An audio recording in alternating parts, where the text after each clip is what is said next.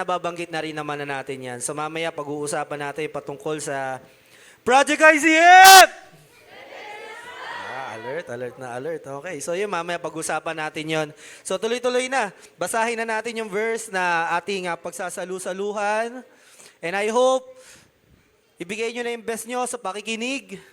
Para naman, kasi ako, alam ko, ang Lord kumikilo sa aming mga preacher. Pag nakikita namin hindi kayo nakakakain, ay talagang mas nag-e-effort pa kami na ihain sa inyo yung word na kung paano nyo ito matatanggap. Kaya sana give your full attention and delight in the word.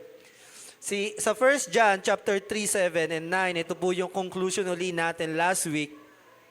Ang sabi, ito ang dahilan bakit kinailangan magkatawang tao ni Jesus upang maging katulad siya ng mga kapatid niya sa lahat ng bagay. Pero lakasan pa ng konti.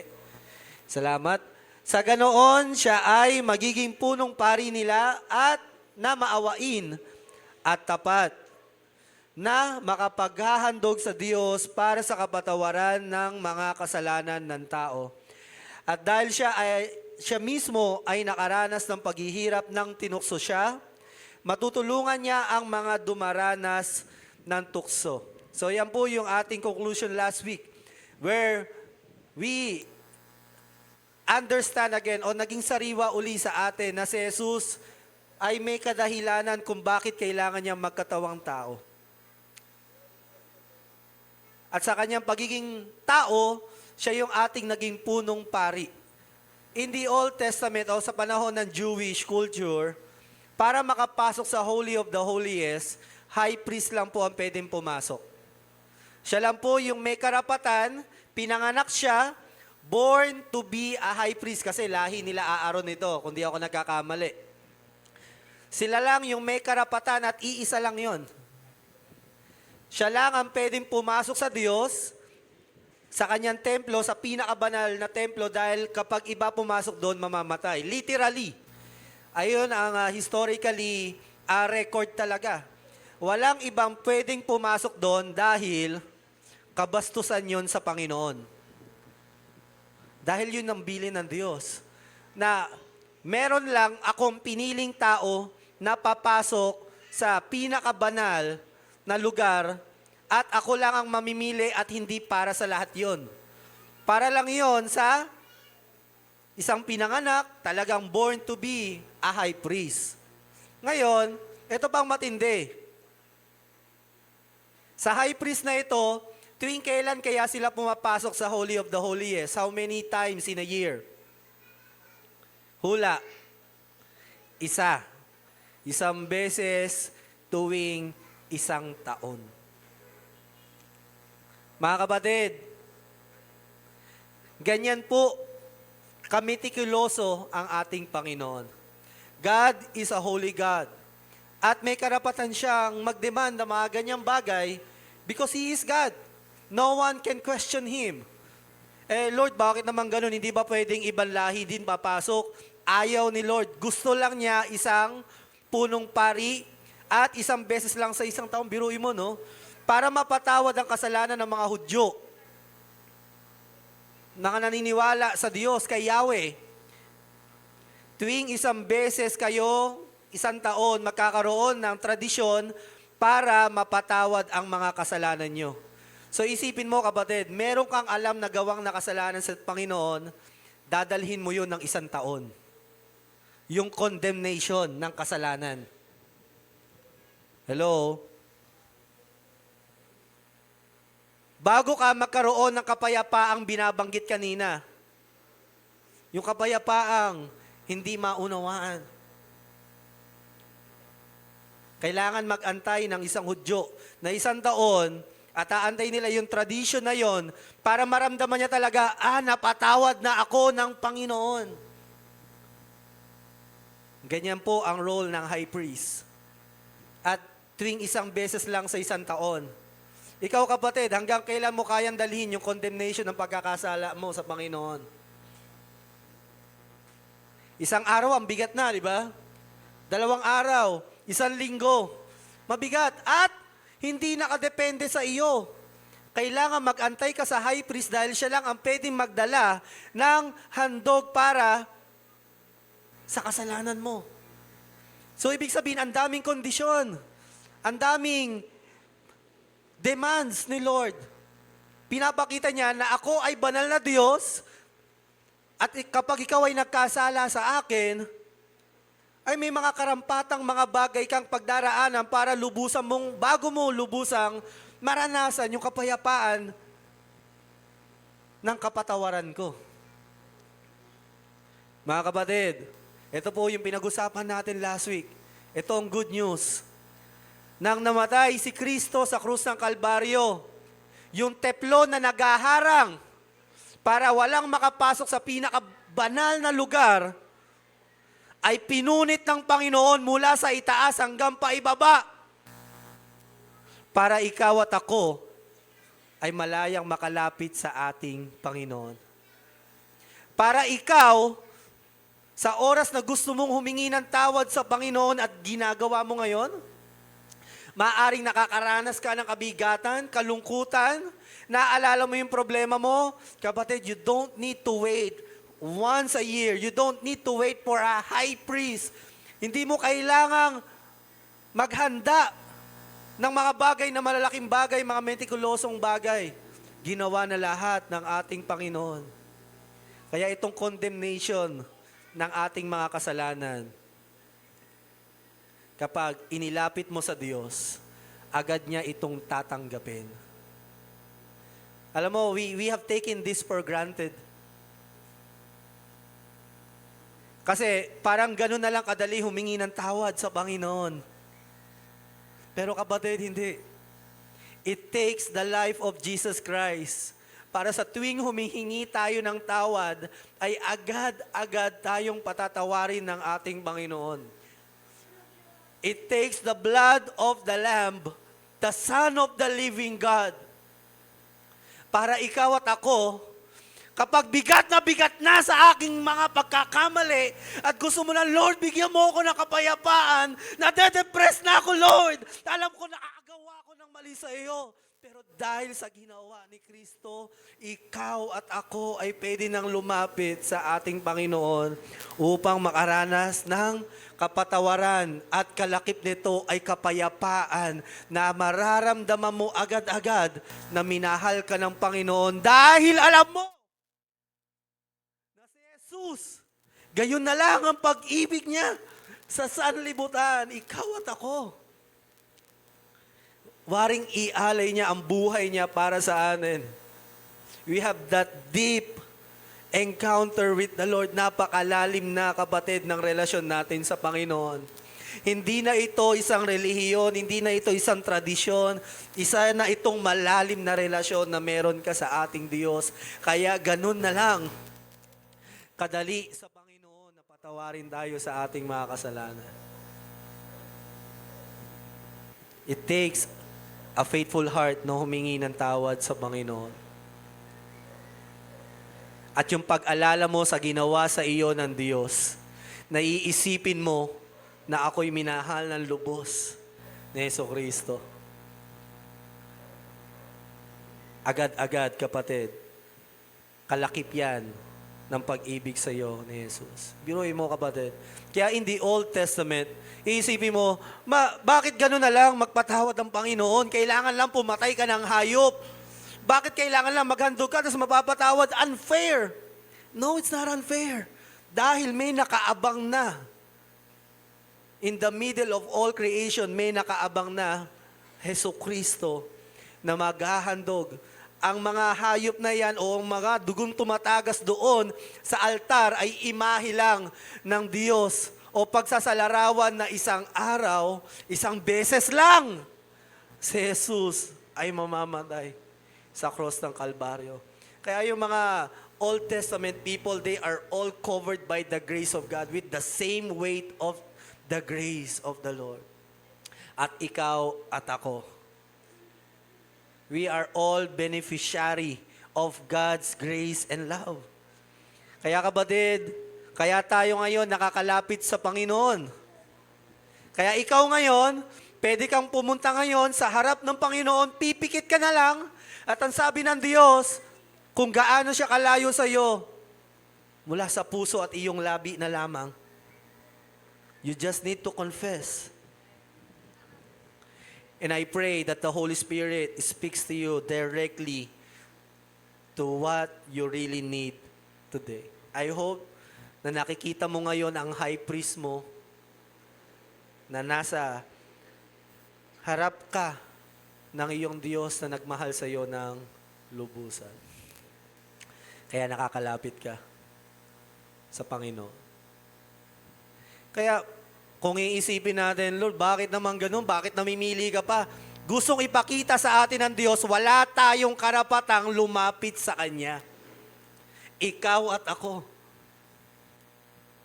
Pero, dahil kay Kristo, binigay niya sa atin yung karapatang maging anak ng Diyos. At sa tingin ko, mas malalim pa yon sa pagiging Hudyo at mas malalim pa yon sa pagkapili ng Diyos sa pagiging bayan ng Israel, yung tawagin kang isang anak ng Diyos dahil sa ating Panginoong Jesus. Yan po ang ating punong pari. Ikaw na ang lalapit na lang sa Kanya. So kapatid, let Jesus cleanse our heart, our soul, and let His love remove every condemnation that we have. Lahat ng takot at ating kabalisahan. Napakabuti ng Panginoon. Amen? Anytime, you can come to the Lord. Ngayon din, pwede ka na lumapit. Ngayon, sinasabi ko sa iyo, ikaw ngayon, sa harap ng Diyos na makapangyarihan sa lahat at banal, pwede ka ngayong lumapit sa Diyos at humingi ng tawad sa Kanya. Amen. Salamat sa Panginoon. So, ang ating pag-uusapan ay patungkol sa biyaya ng Panginoon. May biyaya ba ang Diyos kapag on that time na tayo'y nakakasala? Yung mismong oras na nagkakasala tayo, anong merong biyaya ang Panginoon habang tayo ay gumagawa ng mali? What do you think? Sa tingin mo, kapatid, halimbawa lang, ako ay nagnanakaw, literally. Ano ang ginagawa ng Diyos? O ano yung estado ng Panginoon habang ginagawa ko yung pagnanakaw at that moment? Is He happy? Siya ba ay galit? Sa tingin mo, kapatid, nalulungkot? So, pag-uusapan natin ito ngayong gabi. Dahil nga, mga nakaraan, pinag-usapan natin ang biyaya ng Panginoon sa mga bago tayo magkamali, pagkatapos natin magkamali, habang tinutukso tayo, at ngayon naman, pag-usapan natin, anong biyaya meron ang Diyos sa tuwing ikaw at ako sa kalagitnaan ng ating mga karumihan at kasalanan. Basahin natin yung mga listahan ng ating mga topic. So, kaya bakit natin pinag-uusapan ito? Dahil pinag-uusapan natin yung kasalanan na nagdudulot ng kamatayan. Sa unbeliever man, maging sa mananampalataya. At pinag-usapan nga natin ang pagkakasala ni Eva at Adan, pagkatapos sila magkasala, at maging yung pagkatapos natin magkasala. Ano yung ginawa ng Diyos nung nagkasala na tayo, yung tapos na. Pinag-usapan din natin, bago tayo magkasala, ano bang ginagawa ng Panginoon para hindi tayo magkasala o bago tayo magkasala? At meron din, anong ginagawa ng Diyos habang tayo'y tinutukso? Tinutukso pa lang, hindi pa nagkakasala. Kasi nga, bago tayo magkasala, tukso muna. I hope may naalala kayo last week. Pero ngayon, tatalo na tayo sa pag-uusapan natin ngayon. What do you think God is doing habang tayo ay on that specific present moment na gumagawa ng mali? Now, God attributes is very complex. Masyadong komplikado ito. Dahil ang Panginoon ay hindi tulad ng tao. Tayo, may panahon tayong masaya. may panahon din tayong galit. May panahon tayo, hindi pwede tayong masaya ka, tapos at the same time, malungkot ka. So, hindi pwede yon. Pero ang Diyos, sabi, God is eternal, His attributes never changes, it is constant. Kaya nga, ang Diyos, hindi na pwede madagdagan yung pagmamahal niya dahil ang pagmamahal niya, perpetual na yan or forever. Hindi na, hindi na yan yung ideya na parang ganito karami, tapos biglang dumadami ng dumadami. Pero, yung pag-ibig ng Diyos, habang tumatagal, nahayag na nahayag. Mukha lang dumadami. Pero hindi. Ang pag-ibig ng Diyos ay walang hanggan. Pag sinabing walang hanggan, nabibilang ba yun? Hindi. So, ibig sabihin, ganun din sa ibang katangian ng Diyos. Yung kaligayahan niya, hindi na yan nadadagdagan. Halimbawa, ngayon masaya siya. Bukas, nadadagdagan na naman. Mas masaya siya ngayon. No, it's also perpetual or forever. Kaso nga lang, habang tumatagal, nakikita o nahayag lang yung kanyang kaligayahan. Halimbawa, may mga taong nakakilala sa Panginoon, hindi na dadagdagan ng saya ang Lord. Nahahayag lang yung kanyang kaligayahan sa mga taong nakakakilala sa Kanya. At sabi ko nga, since it is perpetual, paano yan, Lord? Paano yan, Pastor? Kung hindi natatapos yung awa ni Lord, hindi rin natatapos yung saya niya, hindi rin natatapos yung kanyang lungkot sa mga taong nagkakamali. Paano yun? Well, sabi ko nga, it is a complex thing na maunawaan talaga. Pero I believe na itong katangian ng Panginoon, He has a way to speak to you para ipakilala niya yung sarili niya sa atin ngayong gabi. Basahin natin itong verse na ito, and you will be surprised, pero kumapit lang kayo. Because this is the truth. Sige po, basahin natin ang unang verse. Basahin natin yung una, sabay-sabay. 1, 2, 3, go!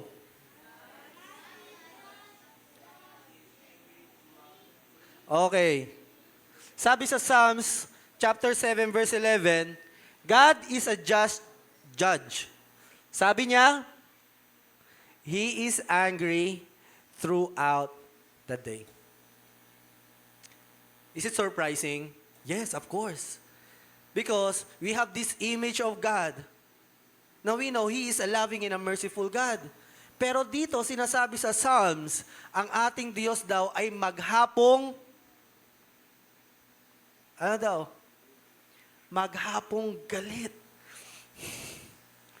Pastor, help me to understand. The Holy Spirit will help you to understand this. Just have a teachable heart. Come on. Huwag natin pangunahan ito. Let God speak to us. Huwag mong hayaang bumuo ka ng sarili mong Diyos. That's idolatry. Hayaan mo ang Diyos buuin niya ang imahe niya sa iyo. Amen? Ayan ang sabi. Just plain truth. Ang Diyos daw, kapag nagagalit, maghapon yan. Hindi tumitigil. That's the attributes of God. Ayun yung sinasabi ko sa inyo, na ang katangian ng Diyos, hindi na yan nababawasan, nadadagdagan. All of His attributes ay, para makuha nyo, madali, perpetual or forever. It doesn't increase, it doesn't decrease. Pero anong ibig sabihin yan ng Panginoon dyan? Yes, God is angry every day, all throughout the day, laging galit ang Diyos. Saan siya galit? Yun ang tanong. Diba? Kasi minsan, paano ka lalapit sa Diyos na alam mong galit sa iyo? Diba? Pag nakita mong galit, hindi ko lalapitan yan. But that's God. That's who He is. Nagagalit ang Panginoon. So as we read, sabi dito, if a person does not repent, God will wield His sword. He has prepared to shoot His bow. Kita mo? Hinahasa ko ang kutsilyo ko sa mga unrepentant, and binabata ko yung pana ko para itutok. He has prepared deadly weapons to use against him. He gets ready to shoot flaming arrows. See the one who is pregnant with wickedness, who is conceives destructive plans and gives birth to harmful lies. He digs a pit and then falls into the hole he has made. He becomes the victim of his own destructive plans and violence he intends for others to fall on his head. So dito, mga kapatid, please, just give your humble heart right now. Huwag muna tayo mag-retaliate. I know it's hard to swallow this truth, pero sinasabi lang dito ng Panginoon, in times of our unrepentant times, God will be angry. His attributes of holiness, He will constantly be angry sa ating mga unrepentant ways. That's just God is. God, hindi porket galit siya, love fades. No, of course. Ang pag-ibig niya nandun pa rin. Pwede ka bang galit na nagmamahal? Tanungin kita. Pwede kang galit, pero nagmamahal ka? Yes, pwede. Pwede kang magalit. Pwede kang magalit na nagmamahal ka. Pwede kang galit na mabuti ka. Pwede kang galit na matuwid ka. Amen? And that is our God is. Ang masama, galit ka, wala ka sa lugar. Di ba? Yung injustice ka. Pero dito, ang Panginoon, sabi niya, it is a warning to unrepentant ways. Sabi nga dito, mga nagbubuntis ng kasamaan. Kumbaga, di ba ang buntis inaalagaan ng anak para hindi malaglag? So, ibig sabihin, merong kasamaan kang inaalagaan, di ba? May mga ganyan tao. At ngayon nga, nahayag na sila, very trending na. Pero bago tayo magturo, syempre, tayo din, meron. Pero pag inita na natin, de joke lang. Di ba? Mga nagbubuntis ng kasamaan. At sabi, yung mga masasama nilang gawain, ayun din ang ikakapahamak nila. Yung masama nilang hangarin sa iba, ayun yung gagamitin ng Lord laban sa kanila. Pero you see, here God is talagang furious siya pag nagagalit. So just hold on. Sabi ko nga sa inyo, hindi kasi natin pwedeng tanggapin lang yung ilang bahagi ng Panginoon and put into trash the other attributes of the Lord. Diba? And you are growing in faith din naman. Hindi naman masamang malaman kung saan nagagalit yung isang tao. Hello? Okay lang ba malaman kung saan ka nagagalit? AJ? Siyempre, pag alam ko kung saan nagagalit si AJ, ay nako, ayoko niya. Pag yang ginalaw ko, magagalit si AJ. Diba? And ito yung bagay na hindi inilihim sa atin ng Panginoon, we just need to accept it. Tanggapin na lang natin. Kasi, kung itong bahagi ng katotohanan na ito, we will just throw it away, we will gagamitin niya ng kaaway to destroy us naman. Pero it's hard to swallow, but it's a good thing to receive. Okay, so yan. So mga kapatid, yung pagbubuntis ng kasamaan ay masama. So parang nakakatakot talaga, no? Na talagang hindi siya naghahasa dyan para manindak. No. Talagang hinahasa niya yan for a reason. And God, nagagalit siya.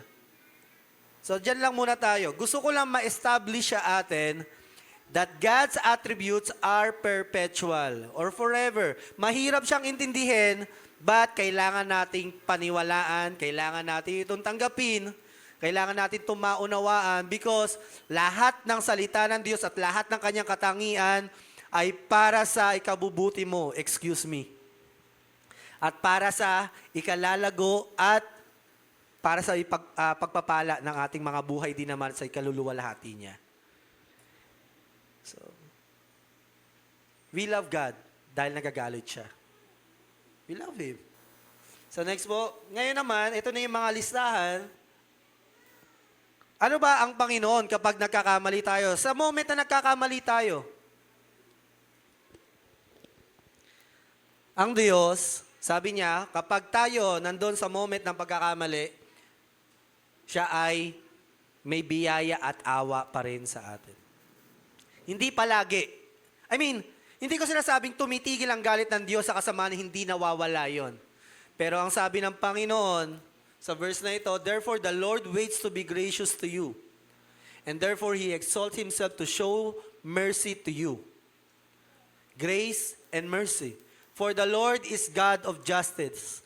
Blessed are those who wait for Him. So dito sa verse na ito, kapatid, kapag daw tayo nagkakamali, Ito yung maaaring maranasan natin at moment na tayo gumagawa ng mali. Kasi kapatid, kung sa tuwing magkakamali na lang tayo, bigla na lang tumigil ka dyan, biglang in-stop ka ni Lord, He's violating Himself.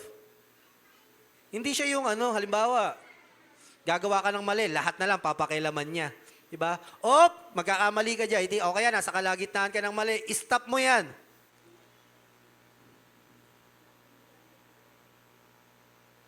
Wala ka ng freedom. Wala ka ng free will. Pero it doesn't mean na walang control ang Panginoon dahil at the end of the day, siya pa rin ang masusunod. Tama? Pero on that moment, kapag nagkakamali tayo, alam mo, kapatid, kapag may mga tao na, last time nga, may krimen na naman, di ba? Pinagbabarel na driver ba yon? Siyempre, malapit yung heart ko sa kanila eh. Pinagbabarel. So, nasan ka, Lord? Anong nararamdaman mo noong mga oras na yon na binabarel to? Anong ginagawa ng Diyos nung si Hitler inuubos lahat ng Hudyo?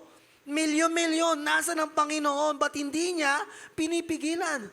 No one can answer the exact answer to that question, but I can say there are truths that can justify who is really God is. Pero hindi natin pwedeng sabihin sa Panginoon, nasaan ka? Ba't hindi mo pinigilan?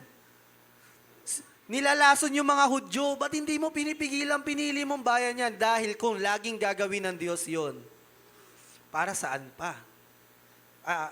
What I can say is, at least, napakaliit na portion of answer is, God will not intervene in every decision ng mga tao. Hindi siya nag-i-intervene sa lahat na parang lagi na lang niya papakailaman every decision of your life. Kahit nga mga malalaking bagay pa. Pero, take heart, at the end of the day, ang Diyos marunong gumante.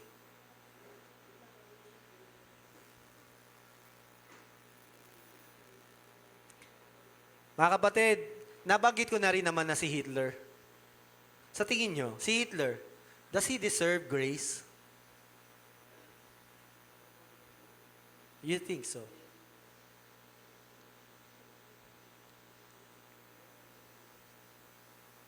Kung yung ginawa ni Hitler ay kayang tabunan yung kasamaan niya ng ginawa ni Kristo sa krus ng Kalbaryo, I think Hitler doesn't deserve grace. Pero kung mas matimbang pa rin ang ginawa ni Kristo sa krus ng Kalbaryo, yung kamatayan ng isang Diyos, sa ginawa ng isang taong pagpatay ng milyon-milyon, I think Hitler doesn't deserve grace. Pero I don't know where Hitler is. Pero it's a hard pill to swallow. Every person is available to receive grace from the Lord. Hindi ko pinopromote yun, no? Of course. We're talking about justice. Madali kasi pag sa ibang tao, pero paano pag sa atin na yung justice? Madaling ipukol sa iba. Pero, at sabi nga, balita sa huling buhay ni Hitler, he took his own life. So talagang, we can conclude na talagang kinain na siya ng kanyang kasamaan at hindi niya na nakita ang biyaya ng Panginoon. So, yun lang. Gusto ko lang sabihin sa atin na kapag tayo nakakasala sa kalagitnaan ng ating kabalbalan, kasamaan, kababuyan, karumihan, at lahat ng ating mga ginagawa na tayo lang nakakakita, kapatid, napakabigat mang sabihin. Ayoko mang sabihin dahil baka maaring maging dahilan ito ng ating pagkakasala muli sa Panginoon. But I need to say it to you that the grace of God is on that moment waiting for us to stop our sin and waiting for us to remember His goodness to us. And I hope what we will receive kapag tayo nasa kalagitnaan ng ating pagkakamali ay yung conviction ng banal na Espiritu. To God be the glory. Dahil oras na huminto na ang biyaya ng Diyos, wala na. Tapos na tayo. Pero ang biyaya ng Diyos, when sin increase, the grace abounds all the more. Pag naaalala natin yung kasalanan natin, parang, Lord, can you stop the grace for a moment? I deserve something eh. Di ba? Pero it's not for you to decide. It's not for you to decide, Lord, condemn me for this moment. Please, God. It is too much. Sobra na yung ginagawa ko. Pwede ba? Can you stop the grace for a moment? No, kapatid. If God will stop His grace for you, the next thing is death already. And it's not for us to put into our hands if we deserve condemnation. If God removes our condemnation, who are we to put condemnation on ourselves? Sino pa tayo para maglagay sa sarili natin kung binigay pa ni Kristo yung buhay niya sa atin? Bakit pa ipipilit natin tong mga condemnation na ito? But, I believe, nararanasan natin yan kapag tayo nagkakamali and the conviction is so strong and we want God to punish us para lang tumigil tayo. Tama ba? I just want to give a tip to you. Kapag nagkakamali ka, at so long na naiisip mo, Lord, disiplinahin mo ako, parusahan mo ako dito, please Lord. Alam mo, kapag nandun ka sa estado ng faith mo, I believe, God is already working in you already. Sa tingin ko I believe so. Pero ganito, kapag ikaw nandun na tayo sa moment, come on, listen. Kapag nandun na tayo sa moment na nagkakasala tayo, pero ayaw natin, listen ayaw natin na ma-afflict sa mga maling ginagawa natin and instead, we avoid, we hide, that's the time. Hindi na mercy ang ating mararanasan. Pero so long na nandun tayo sa pagkakamali and we have this conviction, Lord, that para kang pinipigang basahan na, Lord, linisin mo ako, sabunan mo ako, tanggalin mo tong mga bagay na ito, I believe.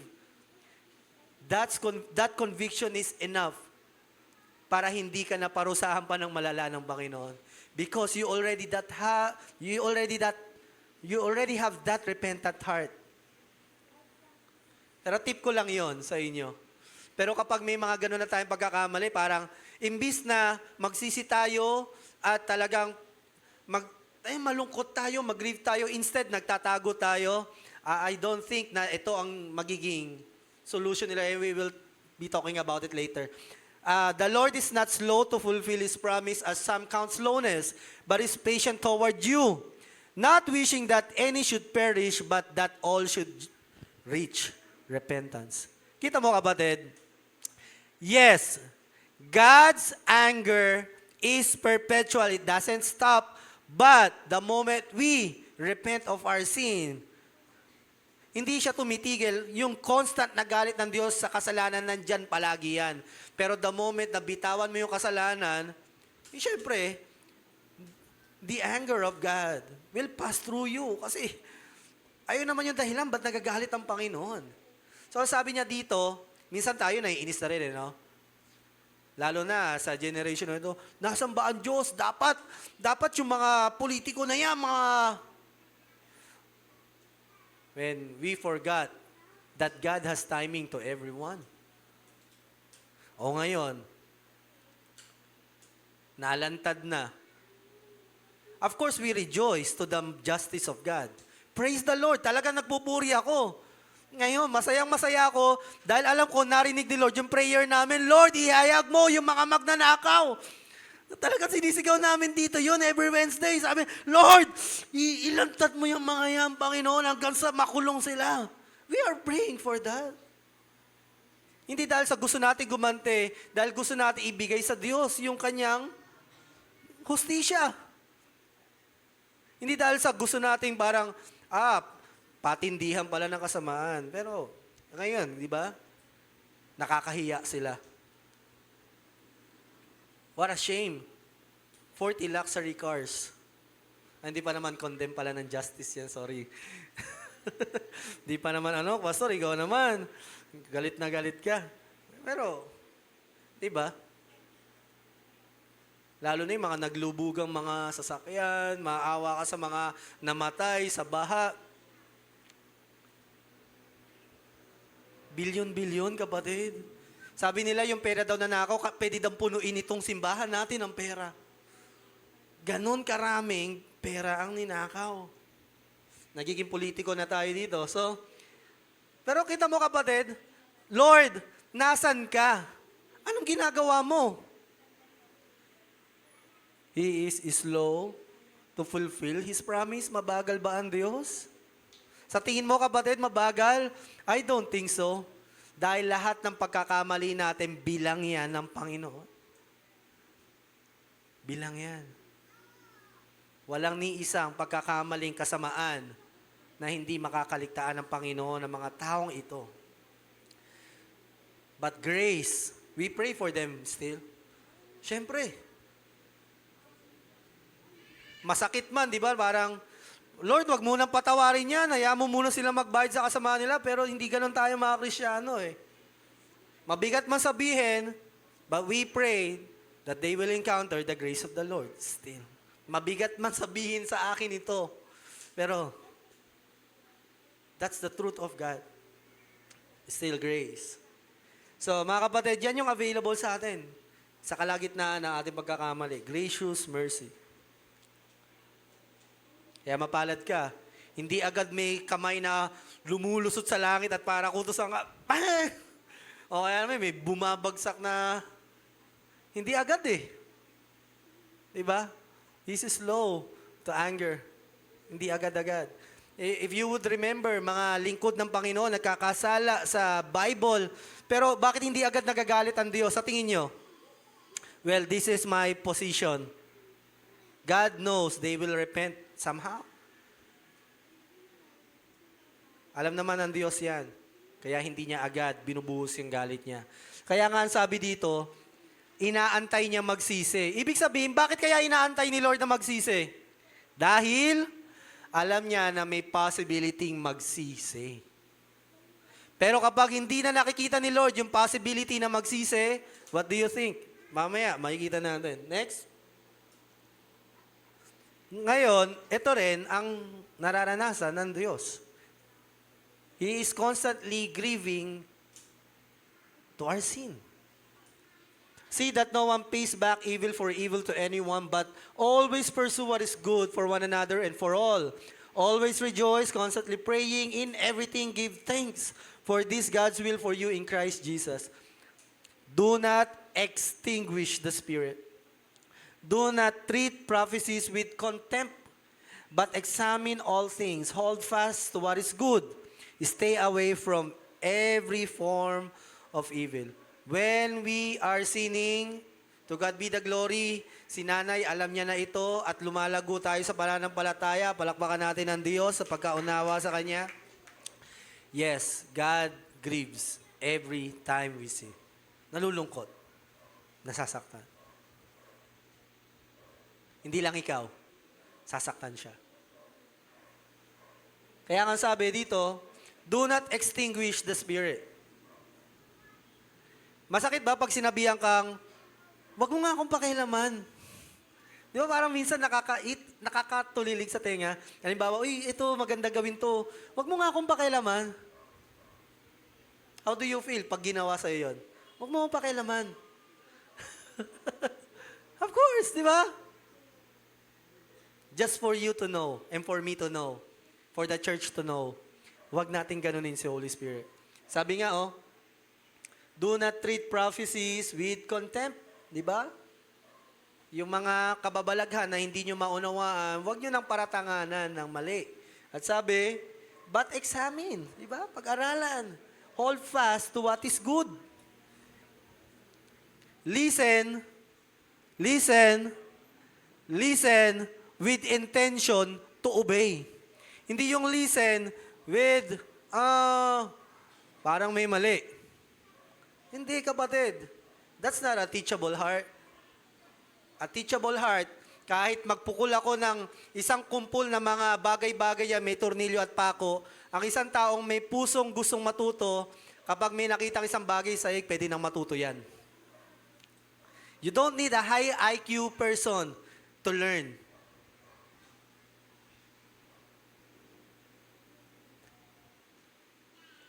Sabi ni Bana, Marami akong mga kaibigan ngayon na mga anak na may autism. Sabi niya, oo nga no, dear, no, parang grabe yung mga mental condition ngayon ng mga bata, kawawa naman sila. Siyempre, social media, number one factor yan. Pero sabi ko, na-realize ko, it just hits me right away. Pero dear, alam mo, mas nakakatuwa pa yung mga bata. Hindi ko gino-glorify yung autism, siyempre, di ba, by the grace of God.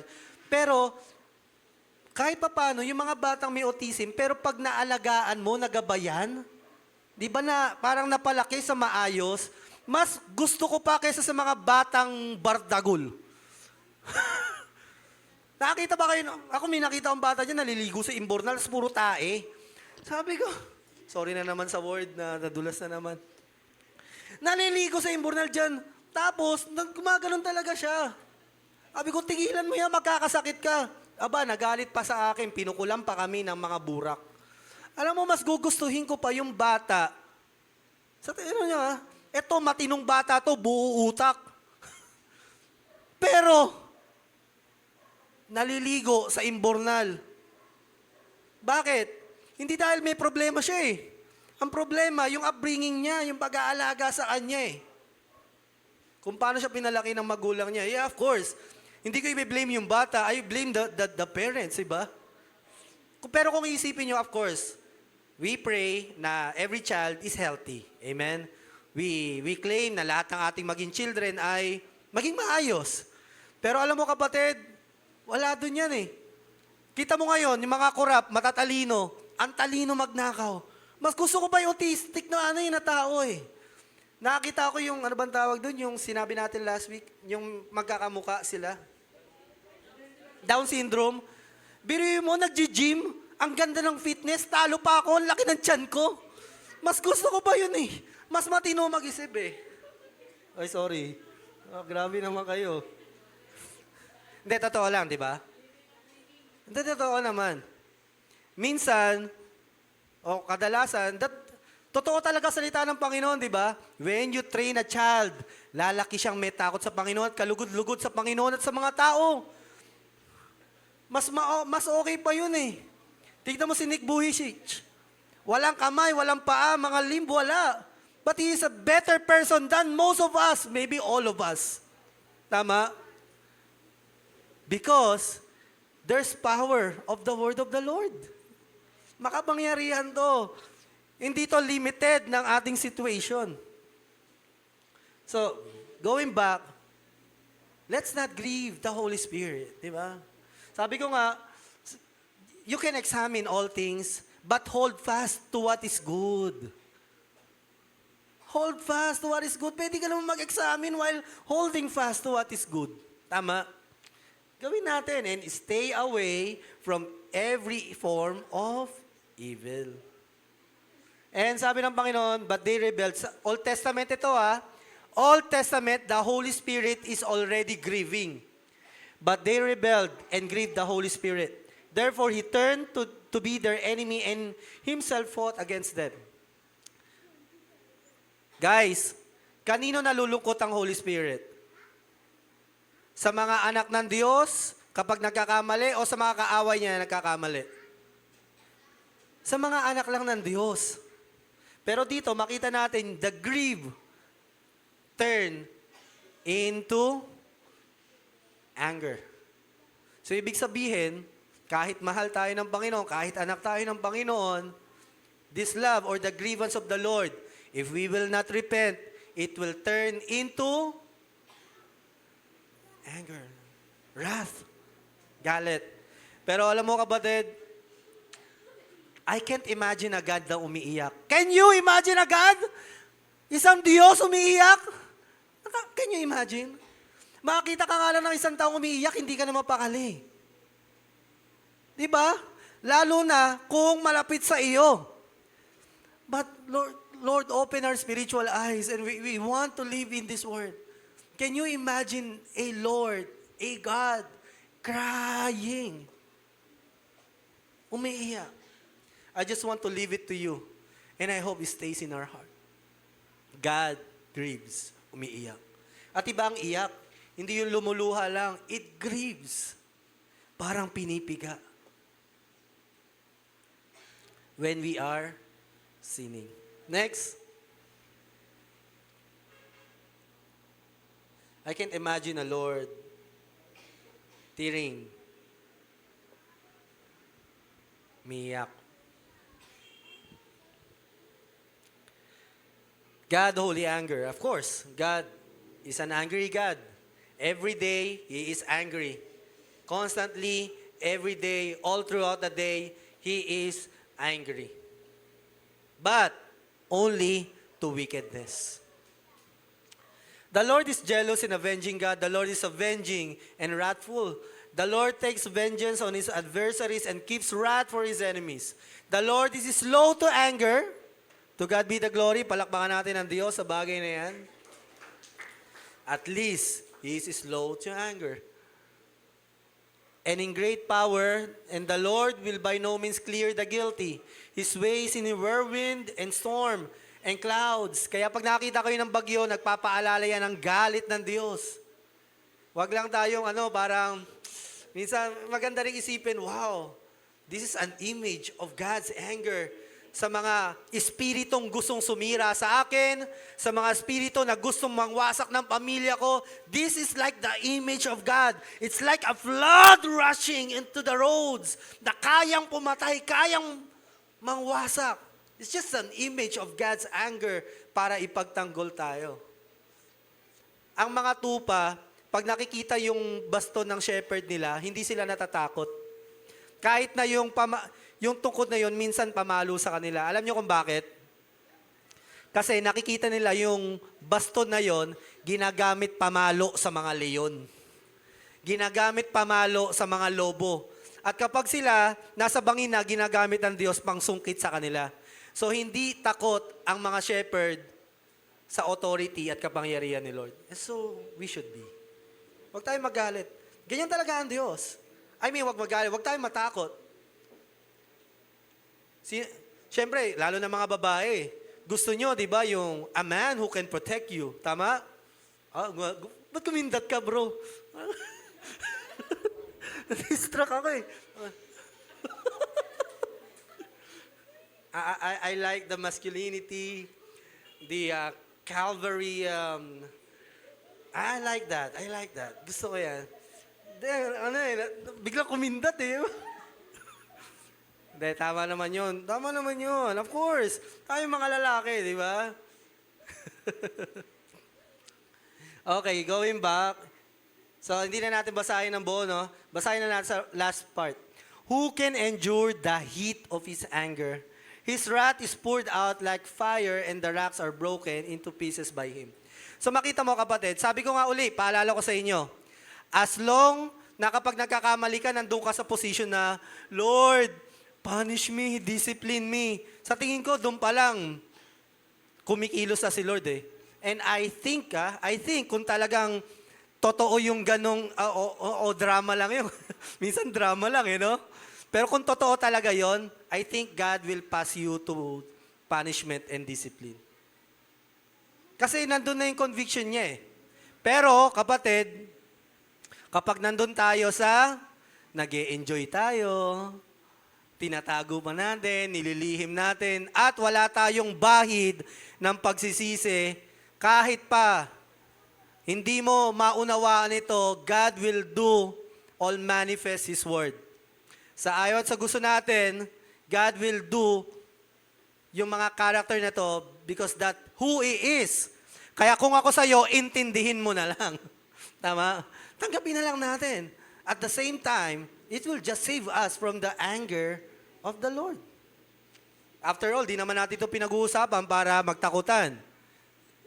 We're just talking about it dahil sino ba ang Diyos kapag tayo'y nagkakamali in the middle of our sin? In the middle of our masturbation, in the middle of watching porn, in the middle of pakikipag-away, pag-iisip ng marumi, in the middle of any stupid things sa ginagawa natin. At least God, iba, may mga kaparaanan siya na gagawin sa atin. Alam mo kapatid, we are not all excused kahit din naman ako. Kaya nga nung namaga yung mukha ko Ang prayer ko, di ba, sabi ko sa inyo, Lord, I want to know kung ano ba, baka may ginagawa akong mali and you want to remind me, baka out of focus ako, you want me to repent on something that I don't know that I need to stop. Kasi hindi naman yan, di ba? I believe, eto mga mature Christian, eto para sa mga mature Christian. Sa mga immature, I hope that you would understand one day. If you are a mature Christian, you will learn to correct yourself alone by God and you. Pero kapag immature ka pa, you need someone to correct you. You need someone to watch over you kasi bata ka pa sa pananampalataya. Kailangan bantayan ka pa, kailangan kailangan yung mga kilos mo ay tinitignan ba. Pero alam mo, pag mature ka na, you have your self-correction Meron ka ng sense of accountability na may kailangan akong gawin sa sarili ko. At magandang bagay yun kapag tumatagal ka na sa pananampalataya. Kaya kahit papano, yung mga baby Christian, medyo may pabor pa yan sa Panginoon. Pero, still, either we like it or not, God loves us so much, still, God, nagagalit pa rin yan. Ang ating Panginoon. And we love you, God. I love you dahil nagagalit ka. Kaya nyo ba sabihin yun? Yes. Salamat, Lord, dahil nagagalit ka. At mahal na mahal ka namin dahil nagagalit ka. Hindi siya nagagalit dahil galit siya sa akin na si Louie. Nagagalit siya sa pagkakamali ko. Tama? What if magalit siya sa'yo lang? Yung kabuuan mo, galit na galit ako sa iyo. No, sa mga pagkakamali lang natin. We cannot blame God. Tayo nga mga magulang, di ba? Nagagalit tayo. Ang dali nga natin magalit sa kapatid natin, sa pamilya natin, di ba? Sa ibang tao. Why not God? Bakit hindi sa Panginoon? Next po.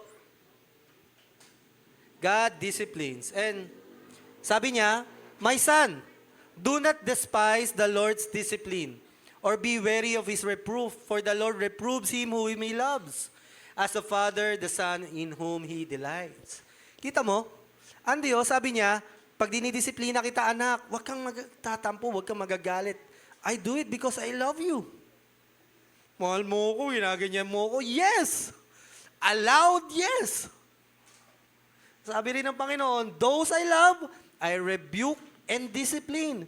So be earnest and repent. See?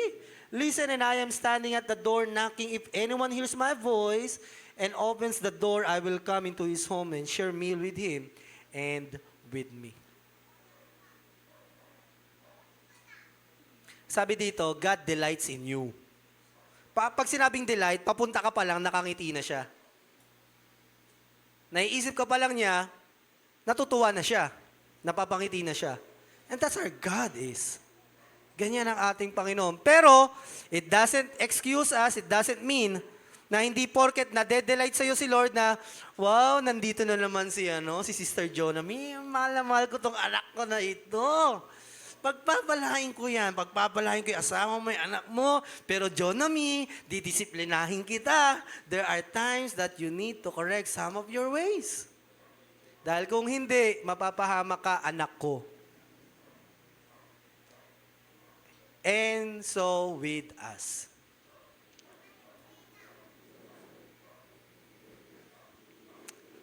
Ngayon, sa parte na ito, I just remember, balikan natin si Uzap, yung sumalo ng Ark of the Covenant. I just want to emphasize this.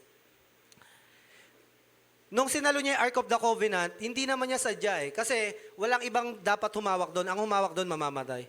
Now, itong si Uzap, sinakay nila sa hayop, parang inararo nila yung Ark of the Covenant. Ngayon, nung tutumba na, sinalo ni Uzap. Tutumba yung Ark of the Covenant, simbolo ng kabanalan ng Diyos yun, kapatid. Ikaw ba, sasaluhin mo, hindi? Natanong no? Sasaluhin mo, hindi? I don't know the answer. I don't know the answer. Pero, ito kasi ang problema. Hindi naman kasi dapat ilagay sa hatakin ng hayop ang Ark of the Covenant eh. Ang bilin, dalhin, buhatin. So, nangyari tuloy dahil hindi nakinig si David. Si David may kasalanan. Biro mo si David pa nagtampo sa Diyos. Ang sabi kay David, David, may instruction ako sa iyo. Bubuhatin yan ha. At meron lang akong piniling tao magbubuhat dyan. Sila lang pwede humawak. Si David, anong ginawa? Okay, nanalo tayo. Yung Ark of the Covenant, isakay yan sa Dalhin niya ng So, hinatak-hatak. O, nandun na. Ngayon, kapatid, Lord, di ko sadya. There are moments na meron tayong hindi sadya moments. And that is valid. Kahit si Usap noon, kahit din ako nasa position niya, hindi ko rin alam, babagsak na, sasaluhin ko ba o hindi. Pero kung ano man mangyari doon, parehong mali. Kaya ako bumagsak, mali. Saluhin ko, mali. Patay, ano gagawin ko? So we don't know. Pero kapatid kasi, ito ang problema eh. May mga moments tayo na hindi sadya moments na hindi dapat natin maranasan eh. Para hindi na umabot doon. We are not learning eh. What if we learn this way? Matuto tayo sa mga Old Testament people para hindi natin maranasan yung pagkakamaling naranasan nila. Good deal. Di ba? May mga moments na sasaktan tayo sa mga gantong words. Pero may isipin mo kapatid walang salita dito inihanda para saktan ka ha. Masakit lang talaga. Yan lang talaga. Masakit lang talaga malaman na nagagalit ang Diyos. Amen? Tignan mo ako sa mata, nagagalit ang Diyos. Masakit na. Doon pa lang. Pero kapatid, what if hindi tayo gumagawa ng mali sa Panginoon? Doon pa lang naharangan na eh. Di ba?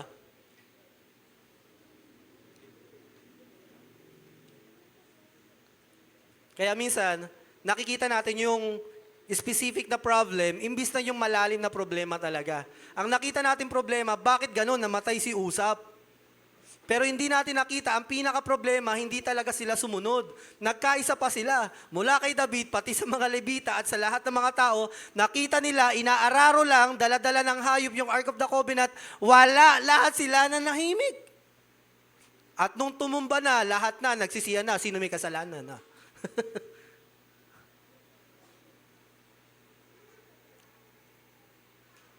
Nung may nasaktan na, lahat na nagkagulo. Nung may naargabyado na, lahat na na-alert. So church, ang Diyos, hindi niya pwedeng baliin kung sino siya. That's who He is. At may ginagawa ang Panginoon. He is working out something to us. At sana nga kapatid, this night is enough. Makatulong ito na makadagdag sa atin para mas maging magaan yung ating buhay Kristiyano. Kasi hindi ko po mapapangako sa inyo. Kung ano nararanasan nyo ngayon, hindi ko mapapangako mas magiging magaan yan next year. Still, it's your decision to make today, tonight. Nasa iyo yan. We praise God. Lahat naman tayo, di ba? Nakikita natin biyaya ng Diyos. Napapangiti tayo dahil kahit papaano, hindi kahit papaano, talagang nakikita natin yung biyaya ng Diyos. Talagang pinagpapala pa rin tayo. Amen? Praise the Lord. Sa kabila ng lahat, punong-puno pa rin tayo ng biyaya ng Diyos. Tignan nyo isa't isa. Dapat yan, may black eye na yan eh. Dapat may ilan sa ating komang na eh. Diba? Dapat ilan sa atin, matindi na. Pero tignan mo, si tatay, yung pogi-pogi sa likod. Dapat yung mga ganyan, ano na yan eh, di ba? Pero God's grace is overflowing. Kita mo, pati anak niya, puyat ngayon, kakatrabaho. Punong-puno ng biyaya ang Diyos, kapatid, para sa atin. Next po. Mali talaga akong mga ako no? Sige, ito naman tayo. His delight is not in the strength of the horse. Pag-usapan natin yung delight, paano natutuwa ang Diyos. Nor His pleasure in the legs of man, but the Lord takes pleasure in those who fear Him, in those who hope in His steadfast love. Sabi ng Diyos, natutuwa siya sa mga tao, hindi dahil sa malakas sila tulad ng kabayo. Hindi dahil malakas yung legs nila at kaya nilang tumayo. Sabi ng Diyos, sadyang natutuwa lang ako sa iyo, anak, na may paggalang sa akin. Biruin mo, sabi ko nga sa inyo, kapatid, iba yung nade-delight. Iniisip mo pa lang, napapangiti ka na. May ganyan ka bang tao na naiisip? Na iniisip mo pa lang siya. Gusto mo siya makita, gusto mo makausap, hindi ka makatulog. Oh, nakingiti ka na. Bakit? Gusto mo sabihin ako?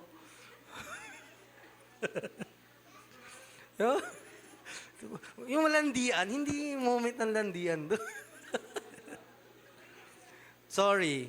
I'm just too confident that I'm blessed na ang asawa ko sa akin nagde-delight. To God be the glory. Hindi nakakatulog yan nang wala ako. At itong problema ngayon, may bago kaming problema, pero magandang problema. Hanggat hindi ako nakakatulog, hindi siya nakakatulog. Grabe, no? Ano kayo iniisip nito? Ang sarap lang that there is someone who delights in you. Tignan mo yung katabi mo, nade-delight ba yan sa'yo? Nanggigigil ako sa'yo. Nade-delight ako sa'yo. Nade-delight ako sa'yo, gusto ko sa sindihan eh. Di ba, pastor? Sabi mo, delight, sindihan ko kaya. Sarap sunugin. So next, sino tayo magtatapos? Ay nako, napakaganda nito. The Lord your God is in your midst, a mighty one who will save. He will rejoice over you with gladness. Ito ibig sabihin ng delight. Sabi dito, makapangyarihan siya, warrior siya, ililigtas ka niya. Amen? Ito pa malupit. He will rejoice over you with gladness. Ibig sabihin, nangingibabaw siya sa iyo na parang nakapaligid yung kagalakan niya sa iyo. How could you imagine that? There is this one great God na nagagalit, yes, pero this God is rejoicing over me. Come to picture it. Isipin mo ngayon na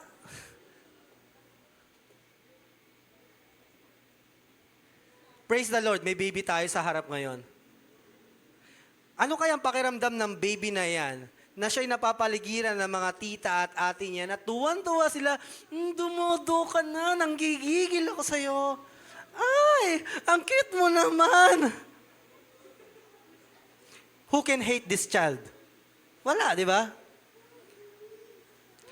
Kapatid, ito maganda ha. Di pa tapos. Ganto natutuwa sa'yo si Lord. Ewan ko, titignan ko yung mukha natin lahat. Parang, we deserve this, Lord.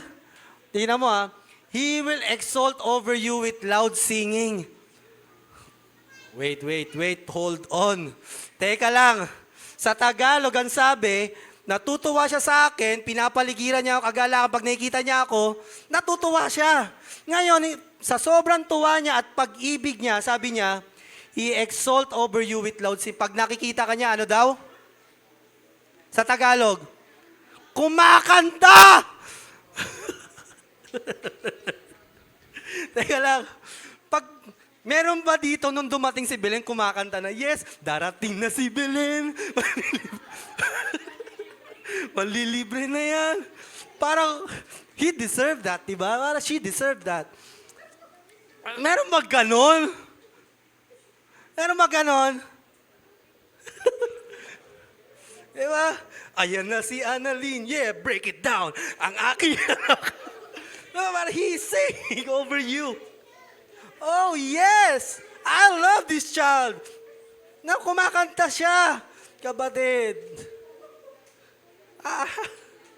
I can't imagine. Natatawa kayo? Well, it's not a joke. After all, it's a truth.